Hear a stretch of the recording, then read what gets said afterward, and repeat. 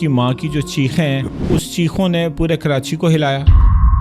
बावले कुत्ते जो हैं वो लोगों को काट रहे हैं और मेडिसिन मौजूद नहीं है। आप वहां से बच जाते हैं तो जो सड़कों की सूरत हाल है, इसमें एक्सीडेंट हो जाते हैं। यहाँ से बच जाते हैं, वो डंपर के नीचे आ जाते हैं। आप वहां से बच जाते हैं तो शहर के अंदर स्ट्रीट क्राइम्स इतने ज्यादा बढ़ चुके हैं कि इस साल अब दिसंबर में हम चल रहे हैं, कोई महीना ऐसा नहीं है कि जिसमें 5300 5400 से फिगर नीचे गिरा हो। लोग चीख रहे हैं, लोग चिल्ला रहे हैं, आप ढीठ बन के बैठे। ये कुर्सी, ये जनाजा नहीं है।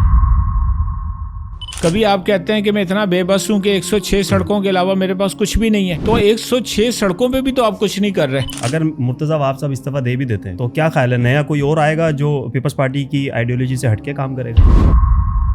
एक वक्त था फयाज भाई, लोग कराची आने के का ख्वाब देखते थे। दुबई होता था कराची। आज दुबई क्या है और कराची क्या है? मैं कहता हूँ छोड़ें यार दुबई को भी। कराची का मुकाबला जो है लाहौर इस्लामाबाद से कर ले। यूनिवर्सिटी रोड, पाकिस्तान का मुस्तकबिल सारा वहाँ पर है। हमारे बच्चे बच्चियां सब वहाँ पे। भले वफाक का मंसूबा है कि BRT का जो यहाँ पे हमारे पास शर्जील मेमन साहब है, इन्हीं के अंडर है ना ये सारा मंसूबा भी। और यहाँ पर फंड्स वहाँ से लेने के बावजूद काम मुकम्मल ना करना, ये नाअहली किसकी है?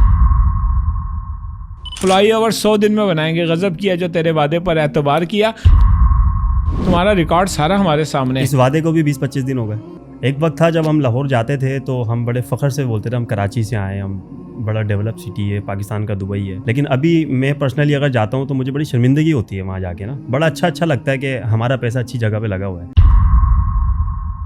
आपने बड़ी तारीफ की लाहौर में ट्राम चल रही है, तो किसको क्रेडिट देना चाहेंगे आप? किसकी वजह से ये हो? जिन्होंने भी काम किया उनके काम की तारीफ होनी चाहिए। यहाँ तो 5 साल के बाद ये कहते हैं कि फिर अगले 5 साल मिल जाए ना तो हम ये कर लेंगे। मैं कहता हूँ शेरशाह सूरी ने, जिसने कलकत्ता से लेकर जो है वो पेशावर तक या काबुल तक पूरे GT रोड बनाया था, उसके ऊपर सराय बनाए थे, किले बनाए थे, सारा कुछ किया था। टोटल 4 साल उसके पास थे। जो करने वाले लोग होते हैं वो वक्त पे मुकम्मल कर देते हैं। आपके पास वसाइल भी थे, हुकूमत भी थी, आपके पास तो ये भी अब कहने के लिए नहीं है कि हमें वक्त नहीं मिला। मंजो दड़ो सबसे ज्यादा जो है ना जदीद शहर हुआ करता था। उसकी गलियां, उसमें नकासी का निज़ाम, उसकी बाकी सारी चीजें आज भी उन खंडरात के अंदर आप जाके देखेंगे। मैं कहता हूं कि ये लड़काना के करीब था। और आज कराची भी शायद उन्हीं लोगों के हाथ आ गया है कि जो ये कहते हैं कि अब तारीख के अंदर कराची का भी अहवाल मंजो दड़ो की तरह ही होगा शायद।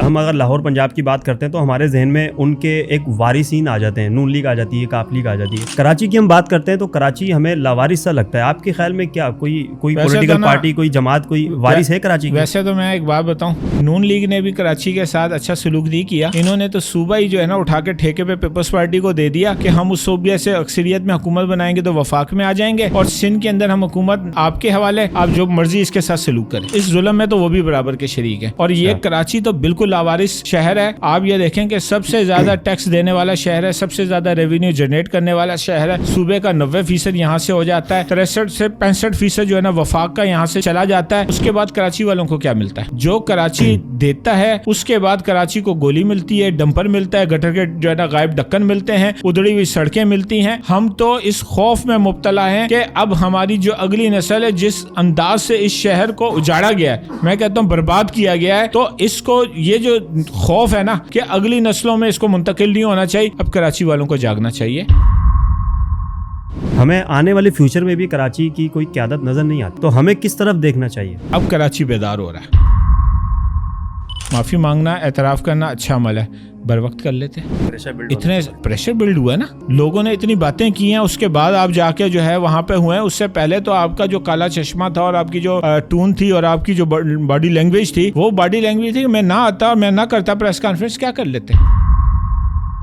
जमात इस्लामी है, मरकजी मुस्लिम लीग है, ये लोग जितने भी एहतजाज करते हैं, छोटे छोटे मसलों पे एहतजाज करते हैं, क्या इन जमातों को ये वाले इश्यूज नजर नहीं आते? हमने कभी नहीं देखा कि रक्षा माफिया के खिलाफ मरकजी मुस्लिम लीग बाहर निकली हो, जमात इस्लामी बाहर निकली हो। भत्ता माफिया के खिलाफ तो नजर आती है, लेकिन ये पान के केबिन, गुटके का मसला, बसों का मसला, ये मेजर इशूज हैं जो कराची का हर शहरी हर घंटे में फेस करता है। इन इशूज के ऊपर आप लोग क्यों बाहर नहीं आते? कानून हाथ में ले लेंगे, खुद ही आप करेंगे, तसादुम की तरफ चले जाएंगे। आप तसादुम की तरफ अपने कारकुनों को ना लेके जाएं। पीठ पीछे करती हो लेकिन ऑन कैमरा तो ऑन नहीं करती हो, तो कहते हैं ये बिल्कुल गलत है, रक्षे नहीं खड़े होने चाहिए, पटारे नहीं लगने चाहिए। एप्लीकेशन देंगे, हुकूमत को कहेंगे आइन के खिलाफ इनको मामलात को रोके। इंडिया ने बाकायदा दहशतगर्दी के इल्जामात भी लगाए, अमेरिका ने भी उसको ऑन किया और अमेरिका ने उनके ऊपर जो है ना वो इनामात भी रखे। ऐसी शख्सियात ने मरकजी मुस्लिम लीग को as a political party join किया, तो मेरा सवाल ये है, क्या ऐसी शख्सियात की ज्वाइन करने से जमात की साख को कोई मसला तो नहीं है पाकिस्तान के अंदर? क्या मरकज़ी मुस्लिम लीग अपना एक एजेंडा लेकर इन शख्सियात के साथ आगे बढ़ सकती है, हुकूमत में आ सकती है?